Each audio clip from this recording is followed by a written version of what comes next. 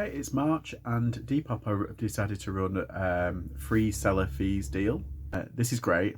I love any sort of deal like this. Depop don't run it that often, to be honest, and eBay don't really do anything like that. But yeah, Depop are running a deal on at the moment, and it's free seller fees for anything that is listed and sold between the 1st of March and the 31st of March, and only if it's £20 or under.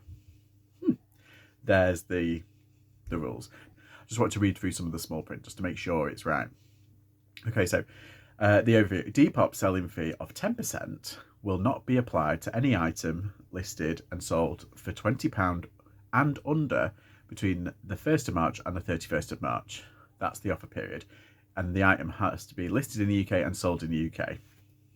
That's fair enough. Items must be both listed and sold during the offer period.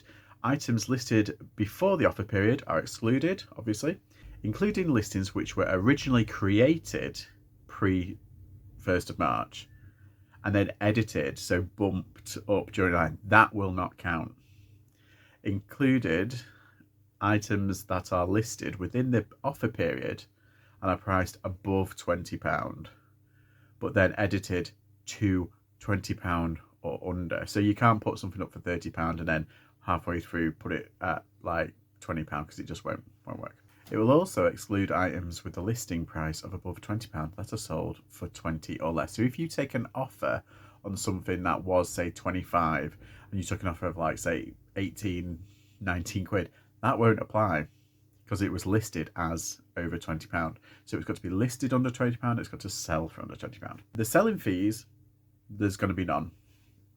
But the standard transaction fee, so your PayPal or your Depop payments fee, which is about, isn't it like 2%, something stupid like that. Shipping fees, obviously, boosted fees still apply.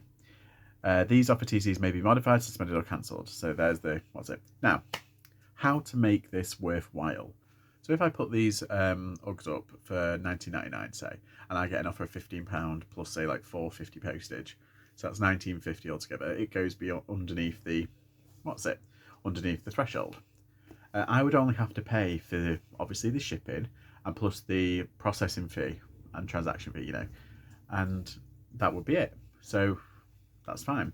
The 10% Depop take is not there. However, because of the competition on Depop at the moment, to try and make your listing stand out, they've doing this at promoted fees. Well, promoted fees are a flat 8%, and they only apply once the item's sold. One of the things that I'm definitely going to be doing is taking advantage of this 0% fees under £20, putting up as much under £20 stuff as I can.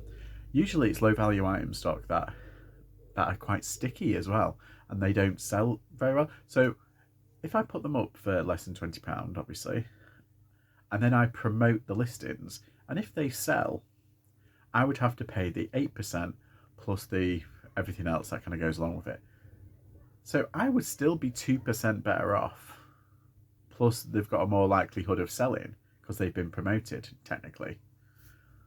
I mean, you could chance it and just, run the deal, put up as much as you can and just hope for the best.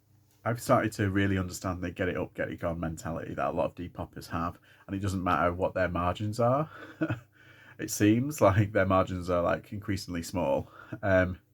However, I think with a lot of my low value items, I think I'm just going to go for it. And I think I'm going to do the old thing, because then you'd be 2% better off for this month anyway. So why not? That's all I just wanted to say. I think it's really interesting, this Depop deal. And I think probably maybe putting on the promoted listings of 8%, yeah, it takes away 8% of that money, but you're already saving 10%. So you're in credit by 2%, if that makes sense.